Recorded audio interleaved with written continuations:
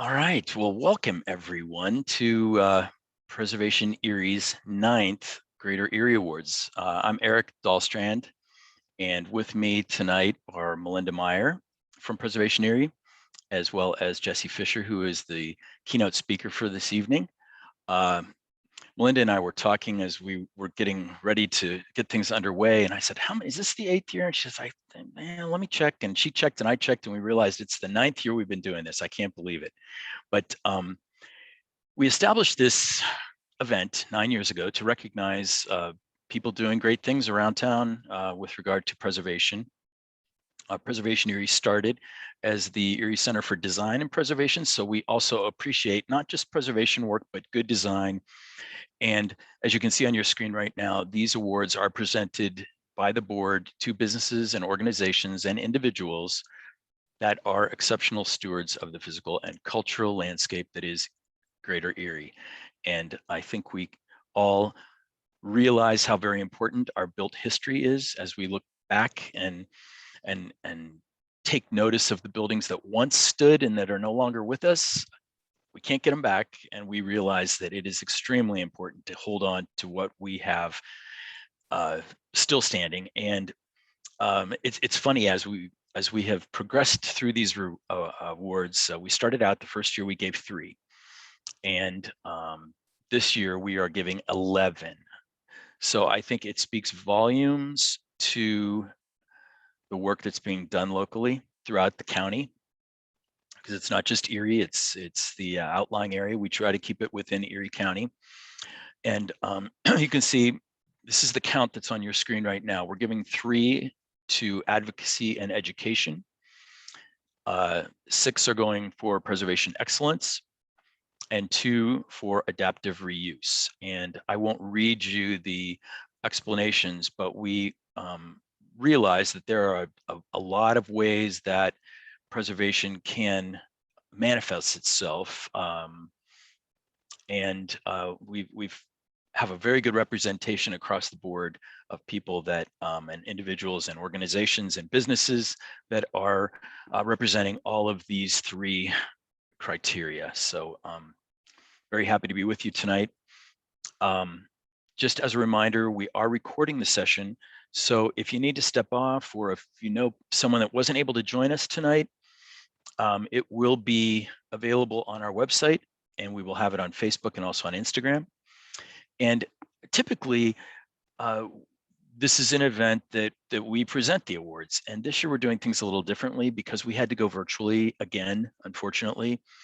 And because we have so very many of them, we felt that we really couldn't do them justice and keep it within a reasonable time frame. So we don't have you here until 10 o'clock tonight. So in the coming weeks, each of the awardees has recorded a session at Community Access Media, and we will be releasing the winners and their video presentations in the coming weeks through various social media outlets and through our website. So keep an eye out, because I know we're all really anxious to see what everyone has to say and further recognize their good work.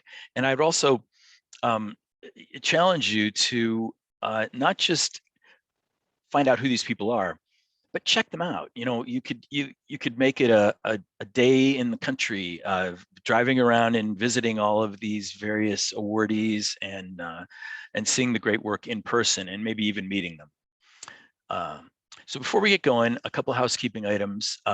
We've got you all muted. We're going to be doing some Q&A afterwards, and we're going to use the chat function, which if you take your cursor to the bottom of your screen, you can see the little chat thing light up, and we're going to be fielding questions through chat. I want to thank the Erie County Gaming Revenue Authority. They are helping support our keynote presentation. Marcy Hall, who's a regional artist who used to live in Erie, she now has moved to the Oil City area, has designed the Greater Erie Awards, partially visible on your screen right now. It's a block cut of linoleum block print that she has done for our awards the last several years, representing the skyline of Erie. And we also want to thank Cam Erie for producing the videos highlighting the work of those who are getting the awards. So and our Greater Erie Awards committee volunteers. And you know who you are, but I will mention, and Melinda, you can step in if I'm forgetting anybody, but Melinda, of course, has been instrumental to putting this program together. Terry Kavanaugh, Liz Allen, Marilyn Lasapio, Michael Furman, myself. Did I forget anyone? I should have a list in front of me. Aaron Phillips. Aaron Phillips. Oh my gosh. Yes. I knew I was forgetting someone. Sorry, Aaron. Last but certainly not least. Okay, I'm going to hand it over to you now, Melinda, and we'll get things underway shortly. Wonderful. Well, we're so appreciative of those who have logged in to view the webinar live tonight. We thought we'd take this opportunity to really talk with you a little bit about Preservation Erie's accomplishments over the last, not 1, but 2 years. It's been a while since we've connected with everyone. We did not have an event in 2020. But we didn't stop activity. So just very quickly, what has Preservation Erie done over the last 2 years? So we just wrapped up a 3-year project that's in partnership with the Sisters of St. Joseph's Neighborhood Network, where we supported with grant funding from the Erie County Gaming Revenue Authority 10 improvement projects, curbside improvement projects in the 300 block of West 21st Street. This section of West 21st Street is adjacent to the West 21st Street Historic District, which is a National Register listed district. And in total, just under 98,000 in curbside home improvement projects were completed. So we're super excited to say that we've got that completed. We've also worked in partnership with a number of municipalities throughout the county to begin facade improvement grant programs.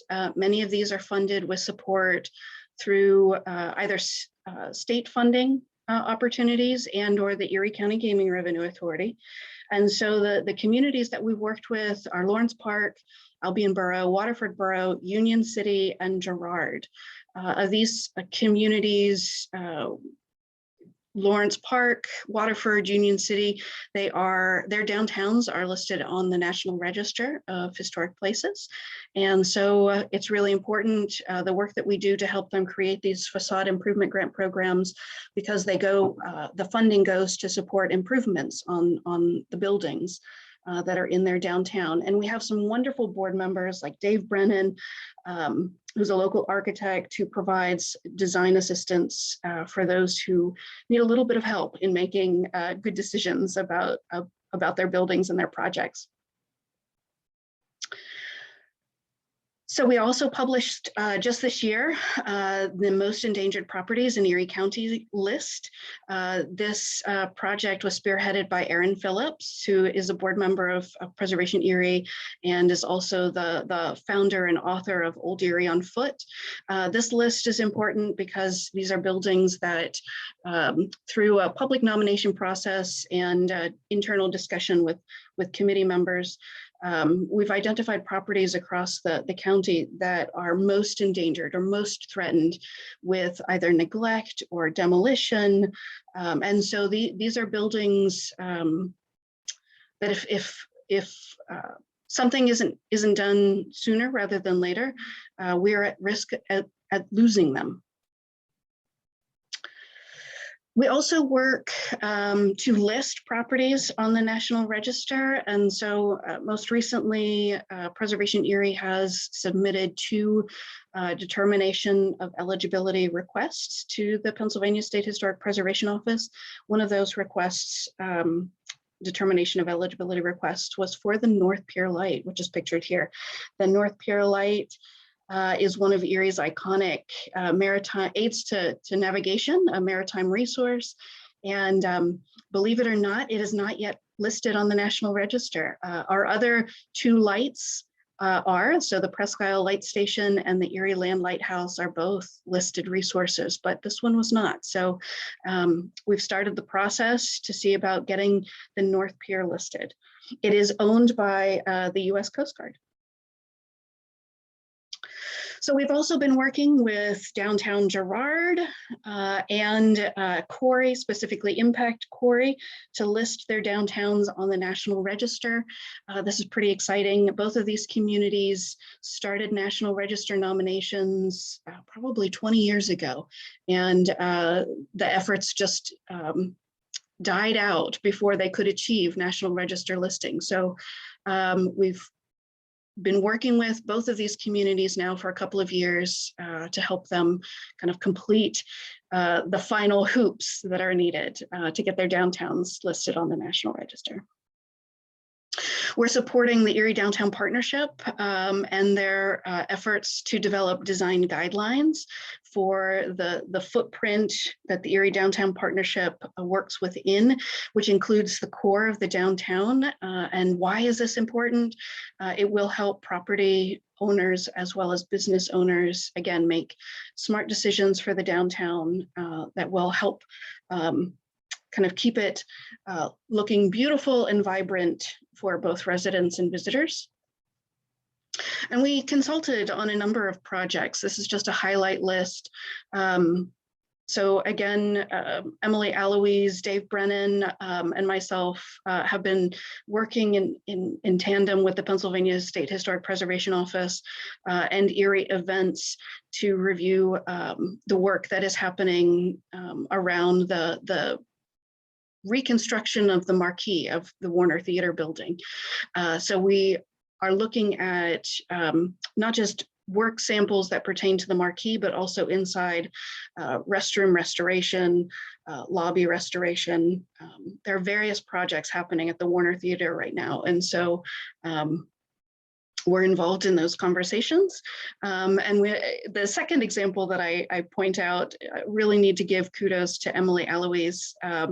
She provided a comment to the Pennsylvania Department of Transportation on a recent project that they did, an archaeological survey at the grounds of the Pennsylvania Soldiers and Sailors Home, where some very interesting French and Indian War era items were actually discovered.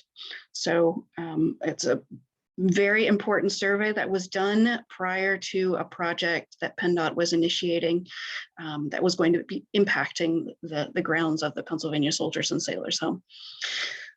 So this is really just a sampling of the work that we did. Hopefully this didn't take too much more than 5 to 7 minutes, but we hope that it has at least piqued your interest. And so if you have interest in learning more about the work that Preservation Erie is doing, we've got a very active board.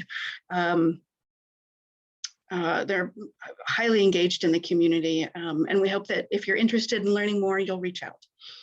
So without any further ado, let's get to the real reason you all have logged in tonight, and that is our Greater Erie Awards keynote speaker. So we're super excited to have with us Jessie Fisher, who is the Executive Director of Preservation Buffalo Niagara, as our keynote tonight. And Jessie is an urban planner with a master's degree from the University of Washington in Seattle. She's worked as a historic preservation and neighborhood planning consultant. She's owned and developed at-risk and abandoned buildings and served as the director of planning at Buffalo Niagara Riverkeeper. Jessie's presentation tonight is really going to focus on her experiences strengthening communities, working in tandem with communities in Western New York, and how promoting our region's heritage can unlock a brighter, more equitable, more sustainable future. So without any further delay, Jessie, the floor is yours. Thank you so much. Thanks, Melinda, and thanks, Eric. Excited to greet Erie County, Pennsylvania from Erie County, New York. So that's exciting for all of us, right? But seriously, I do want to say thank you. It's really an honor for me to be here tonight because I know that the people who are tuning into this event are the people who love their historic communities, the people who are working the hardest to preserve them. And so I want to stop and just thank you all for everything that you're doing in the Erie to save your historic places. And I also know that if you're sitting in this room, you can tell a story about a place or a building or an issue that made you understand and appreciate what preservation has to offer us, and that led you to do the remarkable and hard and inspiring and sometimes heartbreaking work that led you to be here tonight. On the screen, you'll see one of my places. This is H.H. Richardson State Hospital here in Buffalo. And you see, while my parents are from Buffalo, I was actually born in Seattle, and I didn't move here until I was about 8 years old. And when I did move to Buffalo, I moved to the neighborhood that had this building, and my 8-year-old brain just exploded. I thought, oh my gosh, I have moved to a city that has a castle. I was completely blown away by those towers peeking out from that lush Olmsted design landscape. There was certainly nothing like this in Seattle, and I got to enjoy it every single day. As I got older, I realized that not everyone saw this magnificent building the way that I saw it. They didn't see a castle. They saw vacancy. When they looked at it, they saw a fire hazard, or they saw a link to the past that they didn't want to remember while they were trying to envision a new future for this poor, battered city. This would end up happening to me quite a bit as I grew up. My dad and I used to go boating on the Buffalo River with its magnificent collection of grain elevators, the largest collection of grain elevators in the world, for those of you keeping track at home. And long before I had ever set foot in Europe or read the words of Le Corbusier, I thought, this must be what Venice feels like. And I fell in love to the extent that I would end up doing my graduate thesis on the adaptive reuse of grain elevators, of all things.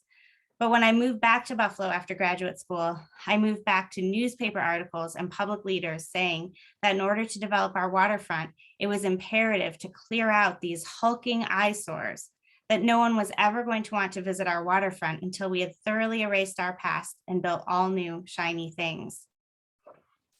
Likewise, I loved the little blue house we moved into and the beautiful street of friendly front porches and big trees, all a block away from a bustling neighborhood commercial center where most of the businesses were locally owned by people we knew and where we did the majority of our shopping. I could walk to the library instead of waiting for someone to drive me. My friends and I could walk for ice cream cones. I felt like I had moved on to the set of Sesame Street, where we knew who were the people in our neighborhood, the people that you meet when you're walking down the street. I felt safe and I felt a part of something larger than myself. It wasn't until I was older that I realized that so many people in the surrounding suburbs considered my neighborhood, and indeed much of the city itself, to be completely unlivable and dangerous. That the racialized investment patterns created by the FHA and the HOLCN in the 1930s were continuing to impact the ability of whole groups of people to invest in and take care of these beautiful homes. Luckily, Buffalo too has rooms full of people like you. And through the hard work and dedication of citizen activists, we were able to not only redevelop the Richardson Olmsted campus, save the grain elevators, and begin to bring about changes in the way that people thought about the city, but we were able to completely turn the state of New York around on their initial plans for our Inner Harbor waterfront area. State-led plans for our highly historic waterfront were initially focused around creating a replica of the original Erie Canal and creating a big box retail zone. It was the kind of silver bullet, fast but sanitized project that politicians love. And it was citizen activists who waged a multi-year battle to get the state to reverse course and uncover the real Erie Canal commercial slip, which still existed, but had been used as a storm drain and filled in. And the state's response to this was, maybe we'll put decorative pavers to show where the Erie Canal had been, while creating a replica slip about 100 yards to the right. Finally, after years of hard work and activism, several lawsuits, but mostly a lot of really hard, dedicated work, citizens convinced the city and the state to create a master plan that was based on the history of the area, not an Anywhere USA model that had nothing to do with this important historic place. Today, as you see on the right, Canalside is one of the most visited places in Western New York. It has spawned millions in economic and tourism development. It has landed Buffalo on the cover of magazines and given us very prominent coverage in a lot of national and international publications, the kind of publicity that you cannot buy for your city, but has to be generated because this many people are enjoying ice skating on the original Erie Canal.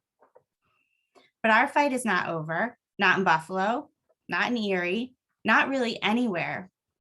I sit on a lot of panels with design and planning professionals. And just earlier this week, I sat on a panel where one of the designers said that she had trouble ever thinking of historic preservation as relevant to the myriad challenges facing our globe. Think of that. A young, highly educated architect has written off as irrelevant all of the existing places and the people who are working so hard to preserve them. And that is our real fight. We all have our pet buildings and projects, the places and issues we know will be enhanced by using a preservation lens. And we need to continue to fight for each of those buildings and places and projects. But doesn't it ever feel to you like each of those fights is its own brand new uphill climb? And even though we've been successful in the past, we've saved hundreds, collectively thousands of buildings, but we haven't really embedded preservation as a meaningful tool within the larger context of planning and community development. It is still seen by so many of our leaders as a niche effort that really just benefits and matters to only very wealthy people or only very eccentric people. No offense, I lead a preservation organization, but that's just what a lot of folks think. And I think we all know this if we stop and are honest with ourselves. And it's the reason that every single time a building is endangered, we feel like we're making the same arguments all over again. So how are we going to change this? Well, first, I believe very strongly that we must stop centering our work around the notions of architectural styles. That doesn't mean we can't describe the lovely Italianate with its cornice brackets and mansard roof on our walking tours. The people who are going to go on our tours do want this level of detail. But it does mean that when we are presenting preservation as a concept or a tool to decision makers, we must stop talking about the pretty buildings or the rich old white people who used to inhabit them, and we must start framing it out as a tool of importance for policymakers in the areas that they care about: economic development, climate change mitigation, and social justice. I think a lot of us intuitively understand that preservation is a part of all of these things, and perhaps when we write a grant proposal or talk to a community leader, we might incorporate some language or statistics around some of these things. That's not enough. That panelist I mentioned earlier, she is a futurist. She is looking for the next big thing. She is trying to figure out how to save the world. So here's the messaging that we must cultivate and that we must believe in our hearts and be willing to talk about at every opportunity. Do you want to save that building because you like the cornice moldings and Beaux-Arts decorative motifs? No. Well, maybe you do, but that's not the messaging that's actually going to help you save that building. Do you know what it is? Are you ready? Here is your new message. Preservation can save the world. And okay, if you're not quite like me, you're not feeling quite that grandiose, it's a Thursday, it's kind of rainy out here. At least preservation can save Erie. This has to be our mindset. If we want to help get the preservation movement forward to the place where it feels relevant and necessary to a wider group of people than just architectural aficionados, i.e., we want to help move it to a place where preservation will become the norm and demolition becomes the exception, then we have to step away from the pretty buildings theory of preservation. We cannot allow preservation to be used simply as a visible form of nostalgia. We must embrace world-saving preservation theory. Okay, so maybe I've convinced you that this needs to be the messaging, or maybe you've just dropped out of the Zoom. It's hard to say. But you might be asking yourself, so I want to do that messaging. Is it true? Can preservation really save the world, or even just save Erie? Well, let's consider economic development. When we were speaking last week about potential topics for this talk, one of your board members said, Buffalo's revitalization seems built on preservation. And it seems that way because it is that way. Here in Buffalo, The Historic Tax Credit Program is our single biggest economic development program. Since 2011, when we added a state credit to the federal program, we have completed $1 billion worth of projects. And guess what? There's another $500 million worth of projects currently in the pipeline. I'm not talking about projects that are kind of planned or people are talking about. They're actually in the state pipeline to receive credits. They just haven't done it yet. That makes it far and away the biggest source of economic development dollars in our region. And these are only the preservation projects that are easy to track because they're taking advantage of that tax credit program. There are myriad other preservation projects that we can't track as easily, but are bringing investments into communities large and small across our region precisely because of their historic building stock. So every time we lose a building, before we even get into the history or the cultural or environmental importance of the place, we are taking away an investment opportunity, and that has to be our mindset. But why should this matter to your local economic development agency? If we just want to create economic development, what if we just create a new building tax credit? Well, the answer is simple. Not only would that not help with the issues that I'll talk about next, but it wouldn't have very much impact locally. That is because for every $1 million spent on a new building, the majority of those dollars go towards buying materials. And those materials don't come from Erie. Most likely, they don't even come from the United States. Your steel comes from China, your wood from Canada, your vinyl probably comes from Ohio, but that's literally killing the people who make it. So maybe don't brag so much about your local vinyl. Whereas $1 million spent on rehabilitating an existing building, the majority of those dollars will go to pay the folks who are doing the work to save that building, which means that those dollars will stay around and multiply within your community. They will be spent on haircuts and restaurants and groceries and auto mechanics and be donated to school fundraisers and food pantries and art venues. That $1 million will reverberate around your community profoundly more than the $1 million in new construction. Most of you probably heard these statistics before. After all, you are the people who really love preservation. So why am I boring you with them again?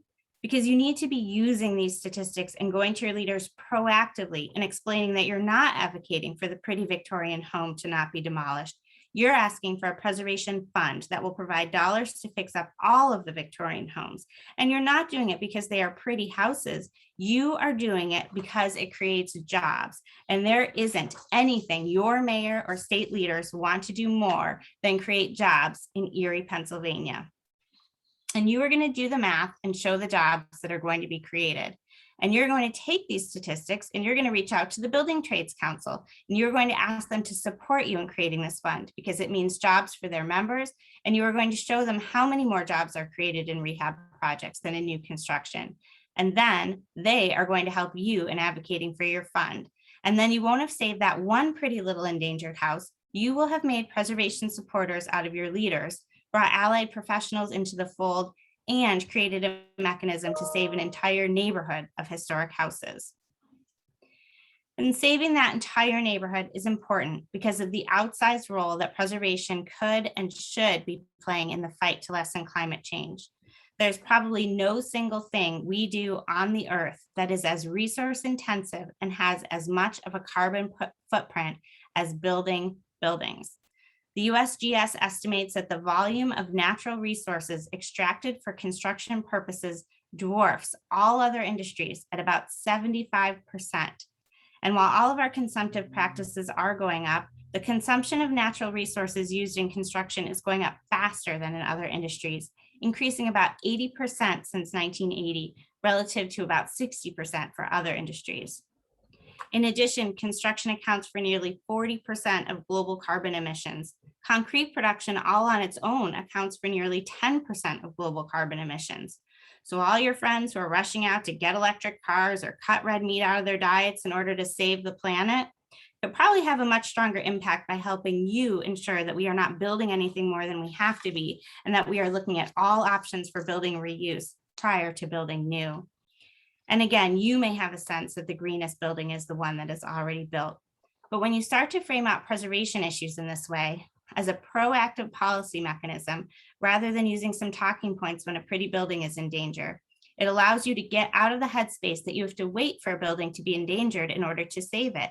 It allows you to go to your community's sustainability planner and work on programs and processes that ensure that public works projects and any projects that are municipally subsidized are prioritizing preservation options.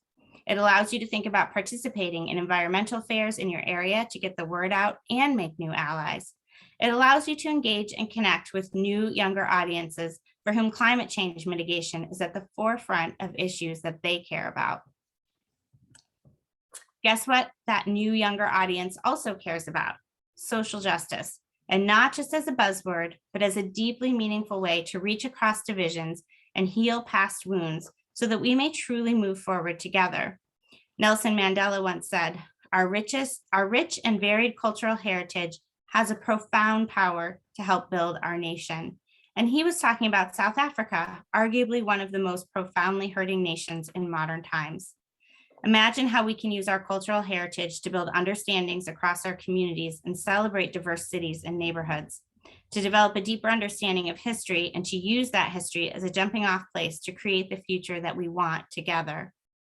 In Buffalo, using our cultural history as a way to remake not only our image, but our economy has been working. Consider the Darwin Martin House, considered by many to be among Frank Lloyd Wright's very finest residences. It languished for years, falling into neglect and having many of its decorative details, from windows to fireplace tiles, looted and sold.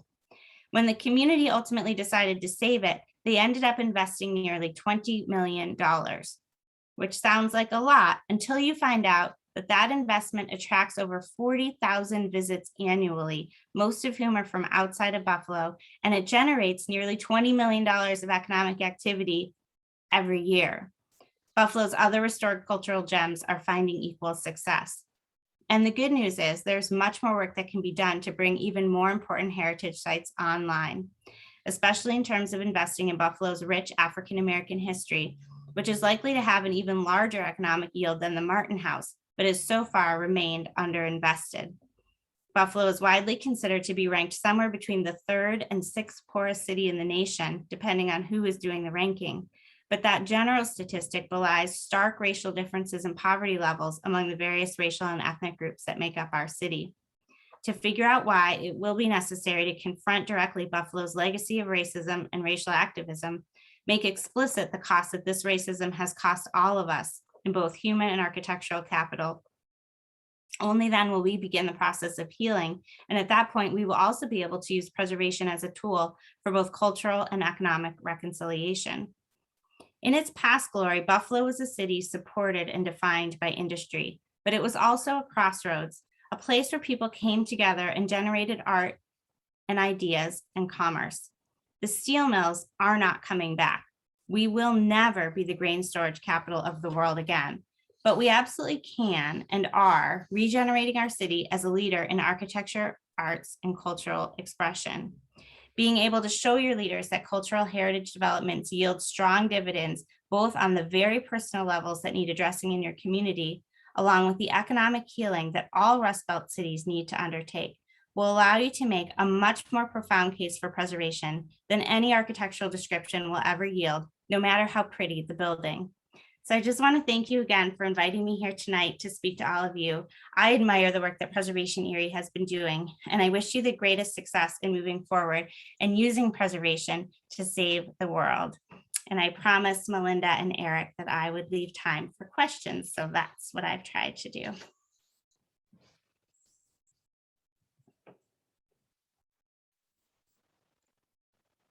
Well, Jessie, thank you so much. That was a lot to think about, and you put it in a very, very understandable, common sense way. It just makes so much sense to save buildings as opposed to build new. And you know, we don't have all that many people in attendance. I think we're right around 30. Melinda, are we able to unmute people so they could ask questions out loud as opposed to having to put them in the chat feature? So if we can, let's work with what we know how to do, which is administer the Q&A. All right. And so what we can do is encourage people to use the Q&A function to post your questions. And we're hoping to have a kind of a robust dialogue here. And to get us started, when we were having our planning conversation, I think we talked a little bit about that social justice aspect. And we talked a little bit about Preservation Buffalo Niagara's work in the neighborhoods to really get residents involved in preservation issues. Can you talk with us a little bit about that particular work you're doing, and or provide us with some sample projects? Sure. So just yesterday, we were meeting with a neighborhood group called the Fruit Belt here in Buffalo. It's called that because all the streets have fruit names, and it is right next door to our burgeoning medical campus, which is one of the great state investments that has been made in the city of Buffalo in recent years. But the problem is, while all of that investment has been made in the medical campus itself, this adjacent neighborhood, which was built by German immigrants, built up mostly in 1880s, probably completely built out by 1910, and then became a largely African-American neighborhood post-World War II, has lost nearly 60% of its building fabric. So the homes and places that identified that place are being lost at an astounding level. And so while in some communities, and I think in a lot of the planning literature, for those of you who are into that, we see displacement as a problem of gentrification. In Buffalo, displacement is really a problem of the buildings are gone. You can't live in a neighborhood if there's nowhere to live. And so we see that as one of our primary issues that we have to work against. And again, demolition Buffalo is not evenly spread throughout the city. Our primarily African-American neighborhoods have lost, like the Fruit Belt, 60% of their fabric. In some other cases, it's 20 to 25% of their fabric. So we're behind the 8 ball. And what I have found is that communities everywhere love their historic places. They recognize the value of these multi-generational neighborhoods, of places where people have lived for all this time, but they don't understand what the tools are. And so the work that PBN has really been focusing on for the last 5 or 6 years is to make sure that all of those tools are available to everyone, and that folks can really understand how to apply them in their neighborhoods. Our work, we really try to focus on empowering people in their own communities to do the work.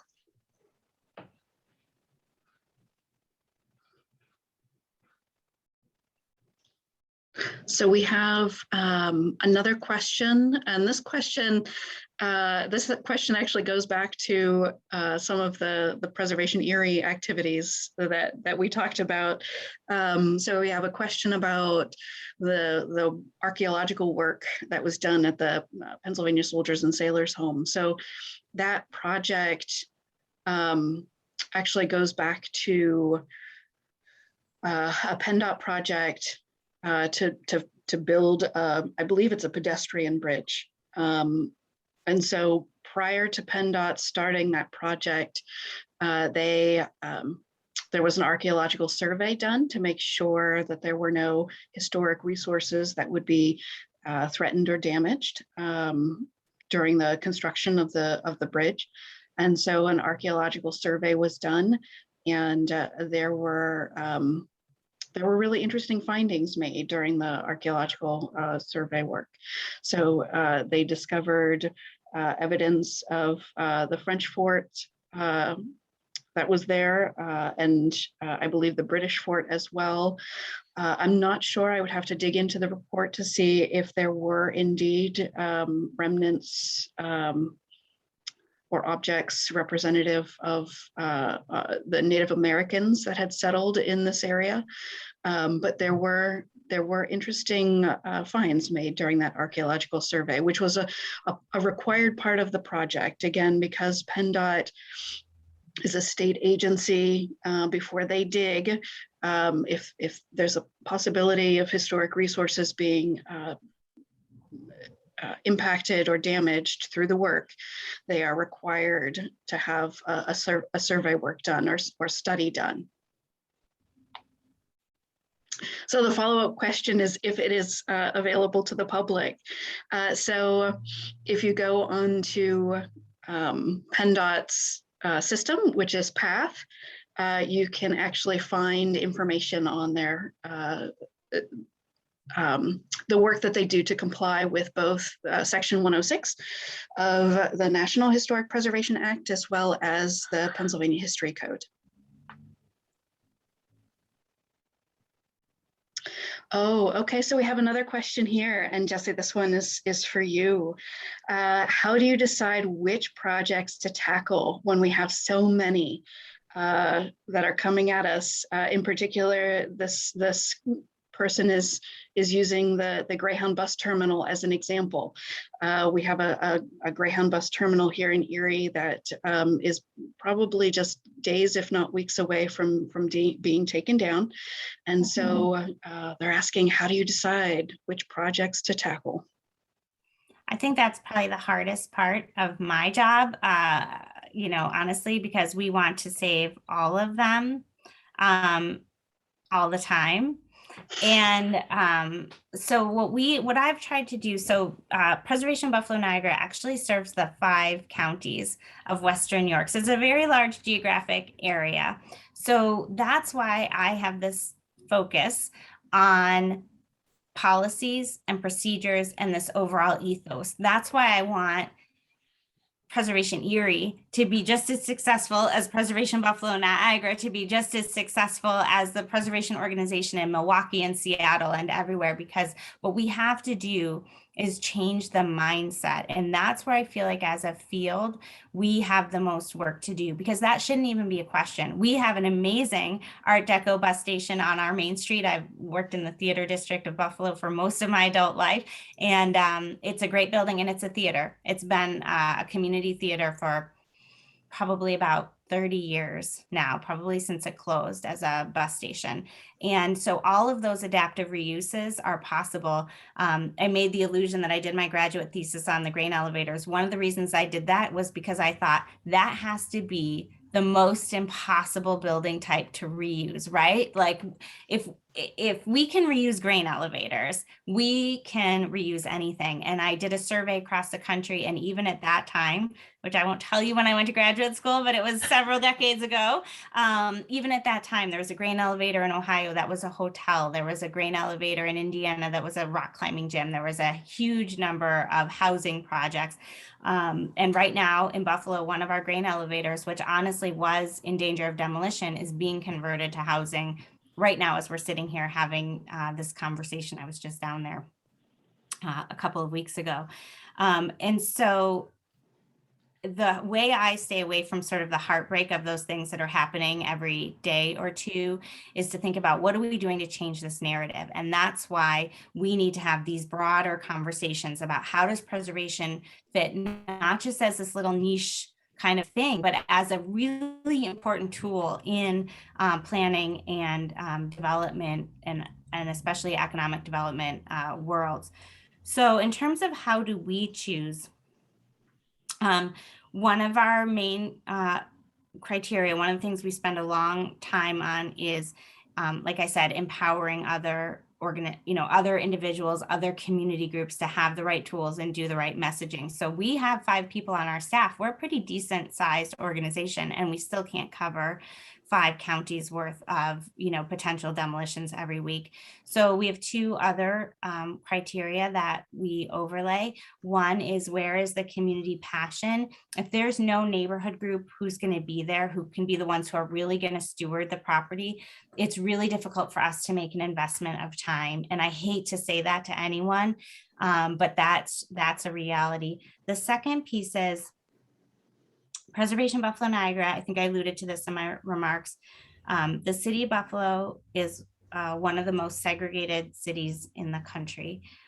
We have some other issues that I think a lot of communities deal with as well. Our LGBTQ history is not well defined in what we have preserved, and our women's history is also really left out of the story in a lot of really important ways. And so the other thing that we do is try to think through communities that have been impacted by not having enough resources to make the same stories that other communities have, we feel that we do have an obligation to be more present in those communities. And so where communities are under-resourced, we try to give additional resources. And that's really a function of, we've gone through a lot of work over the last few years. We feel that we, again, this is our value as an organization, are working to develop an explicitly anti-racist preservation policy, and one that's much more inclusive of a lot of different groups. So just a quick piece on that. Preservation Buffalo Niagara has a very special relationship with our Buffalo City Hall, which is an amazing Art Deco. If you're into the Art Deco, you've got to come see the City Hall here in Buffalo. And for years, we've done a free tour every day. Some people might have done that. And a couple of years ago, we have a little booklet on City Hall, because we've been doing this in this building for a long time. So this booklet way predates me. We are running out. People love it. We sell it all the time on the tour. And so we decided we were going to just reprint the booklet. We wrote a little grant. We're just going to reprint it. Maybe we'll add some more color photographs, right? That was our idea at the beginning. And then we actually sat down and read the booklet, which, like I said, had been created about 30 years earlier. And we realized that there were a lot of references to the Native American artwork in the Art Deco building that weren't really backed up by anything and didn't feel that they were authentic. And just from our cursory knowledge, we weren't comfortable with it. So we went through and we hired a Native American scholar to come in and completely redo our City Hall book with us to make sure that we were actually properly explaining the Indigenous iconography of this building and explaining how that history came about. And that's led to a multi-year partnership in terms of creating a more explicit way to think about Indigenous history in Western New York as part of our preservation practice. And so we do try to be open to all those kinds of things, because right now, if you look at our local landmarks, you look at what's on the National Register, you get a very narrow story of who built the city of Buffalo. And we really want our work to expand that story. So we're always looking for those narratives that are sort of underserved. So how does this connect to women's history? How does this help tell the story of the African-American community in Buffalo? How does this help us identify some of those previously invisible LGBTQ spaces, which were invisible for good reason? It was to keep people safe, but we are losing those important places because people don't know what that history is, and it's not explicit in the architecture. So that's kind of become our overlay of when we have to make those hard choices of where to put resources. We want to put it in the places that haven't had those resources in the past. It's exceptional. Thank you for that in-depth answer. So we have a couple of additional questions that have come up. Our next question pertains to engaging youth. So how do you have any great examples of how to engage youth in neighborhood preservation work? I would say that's not an area that we do a ton of, though we love to. I have 4 kids. My 13-year-old said to me last night, "Mom, if I don't go into preservation, are you going to be disappointed?" So I guess I've done a lot to engage youth in my own home. But I will say, we do a lot of work with kids on tours, which I'm sure you do as well. And we find that's the best way to engage kids is in there. We do 2 different things. We do our downtown tours, so City Hall, and our walking tours. And then we do work to engage kids in their own neighborhoods, just to look around and see. And I think that's the most important thing for us when it comes, when it comes to kids and how to engage them, get them out in the world, show them things, and start to think about it. That's one of the areas that's actually in our strategic plan to expand, is working more directly with kids, but that's not an area that I would say I consider one of our strongest suits. So, thanks. I'm sure we have a lot to learn from other organizations in that one. So we'll all have to catch back up in another year or 2 and see what we've done to move forward with engaging youth. I'll put it on my list. So our next, that's a great question though, and critical for the future of preservation in our communities. So our next question pertains to Preservation Buffalo. Niagara. And the question is, do you have funds to purchase buildings or store them and then sell them for active use? Is that part of what you do? So one of the things we're trying to do is help people to remain in their own homes. Again, we feel like that continuity of place is really important for people. So we do have a fund that helps low income residents in local historic districts be able to afford those repairs. And we know in historic buildings, it can be more expensive. So folks who are on a fixed income or folks who are in a lower income neighborhood, we do want to have those funds available. So we do that work. We also have, in partnership with New York State, a building preservation fund for commercial buildings, which is available on the east side of Buffalo, which is the area that's been most impacted by that racialized disinvestment. So we will come and do structural work for folks. Again, we're trying to preserve, that local ownership and that sort of local fabric, make sure that they don't lose any more buildings like they were, in terms of redlining and other kinds of disinvestment practices. We have on occasion taken title to properties and then done some basic work and restored them. Right now we are piloting a project, and I think I might have mentioned this to Melinda and Eric when we spoke. One of the issues that we are having right now is, as people are, coming back to city living, and as these buildings are actually becoming more valuable, you have a lot of speculators who are sitting on buildings, and we have a big issue with demolition by neglect as well. And so we're piloting a program here, and we're just completing our first one, where we actually got the housing court to allow us to come in as a receiver on a property that was a demolition by neglect. The court originally ordered a demolition. We did have the funds to make the necessary repairs to get it out of housing court.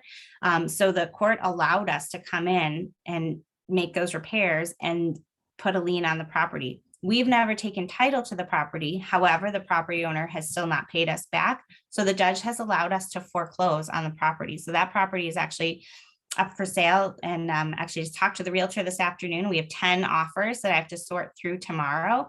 So we will put that, we will sell that property. It will be back in active use, but we didn't, and we did invest funds in getting it to that point, but we never took title. So that's just kind of an interesting way that we have been working in that. We will also do preservation easements as a tool, which can be really helpful sometimes. And we have been gifted gifts of property, which we have then sold and used those funds to fund these types of direct preservation activities in terms of making these repairs and making homeowner loans and commercial building grants. So we don't do, I think the best example is the Cleveland Restoration Society, where they actually buy houses, they fix them up, they sell them. We don't have a program like that, but we will take title to buildings when that is the way to save them. Thank you. So we've got a question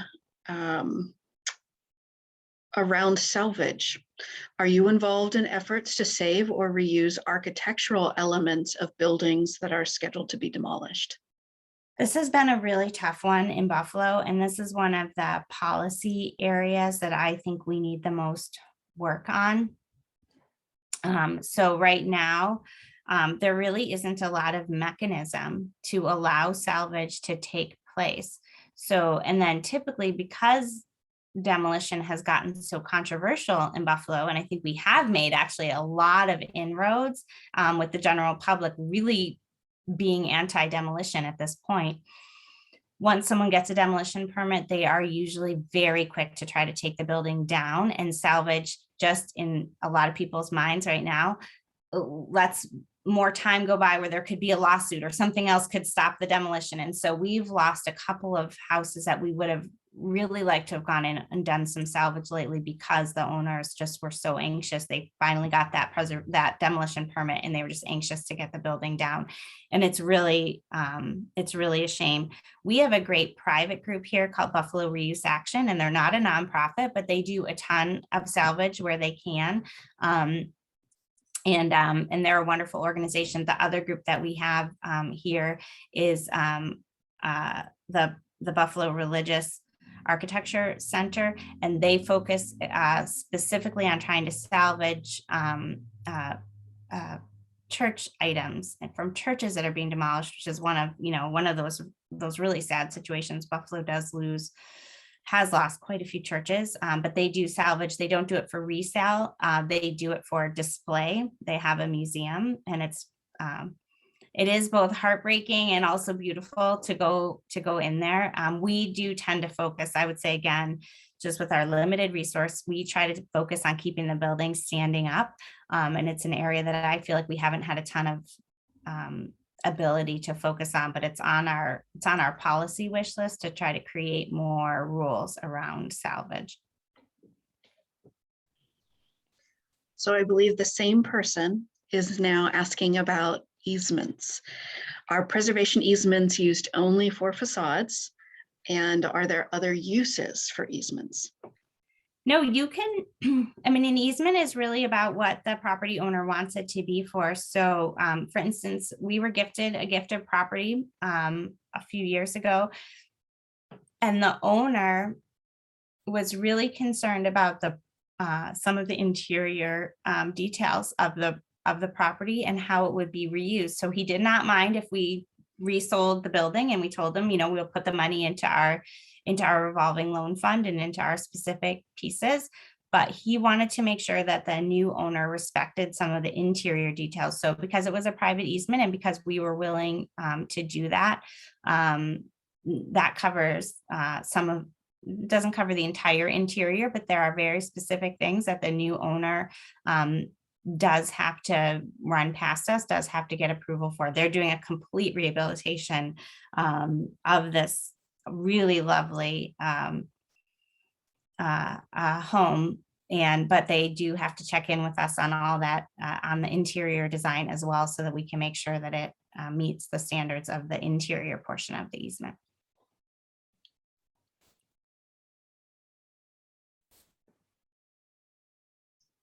So this is incredible timing. We are almost perfectly at the 7 o'clock mark, and we do not have any other questions in the queue. And so maybe we'll just give a quick 2-second window. If there's anyone that has been sitting on a question, now's your last chance to ask it before we conclude our session. Did you see the comment that came from WQLN? And I think I know who it came from. Great presentation, as good as the Great British Cook-Off. Wow, that is high praise indeed. That's high praise. Yeah, that show's pretty darn good. The British Baking Show, that's our favorite, although it's hard to eat that show and not want to go eat some cake or something, but that's some pretty high praise. I'll take it. Oh, and there is a comment in here too regarding more information on your work, Jessie, and links. So I think I don't know if in your slide did you have the Preservation Buffalo website?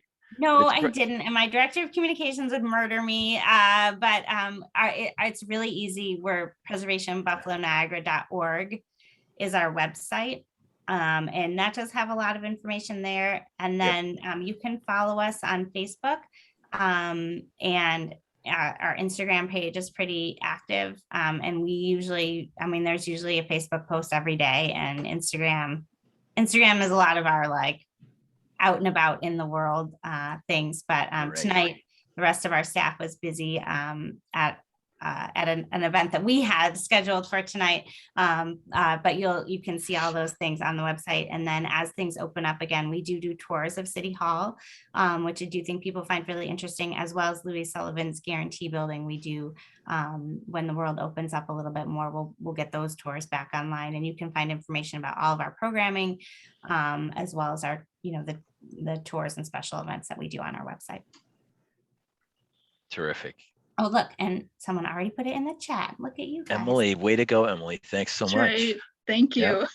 Yeah, I know. I just Googled Preservation Buffalo and bingo. It's very easy to find. So, yeah. And you'll see that's where I stole that Richardson complex picture, was right off our own website. Hey, it worked. Well, thank you everyone for tuning in and rolling with the punches. We would love to be in person doing this very thing, but unfortunately, these are strange times, and we did the best we could. So we look forward to the day when we can start to interact in person again and spread the word. Tell everyone about the event tonight. And I don't know how long will it take, Melinda, to get it up and accessible, the recorded version. Is that instant or? So we're going to try and get it posted by tomorrow, but we'll Okay, see. good. We'll see if we can do that. So we've got lots of folks. Hopefully, Jessie, you can see them in the chat. Lots of folks saying thank you for the presentation. So just repeating what everyone has said. Mhm. Really fantastic to hear from you about your experiences, and we so appreciate you joining us for the 2021 Greater Erie Awards. So as a final reminder to everyone, please be sure to check Facebook and Instagram over the coming weeks to see the awardees as they are announced. Each one will have their own moment in the spotlight. So thank you all. And one thing I do want to mention too, go on our website and look at past award winners and check them out. And if their businesses, try to give them a little business. Stop in and say hi, and tell them that you saw about what they had done and that their efforts have not gone unnoticed. Because we have a 9-year program of these awards now, and we've built up quite a long list of deserving people, and we don't want them to be forgotten. And I know some of them were in attendance tonight. And so thank you very much for that. And again, Jessie, thanks so much. Thanks so Really much for having me. informative. It was really fun, and I've been excited to learn more about Erie. And Yep. I do follow you guys on the social media. You guys do a really good job. So. Good. Awesome. All right. Take care, everyone. Okay. Have a good evening.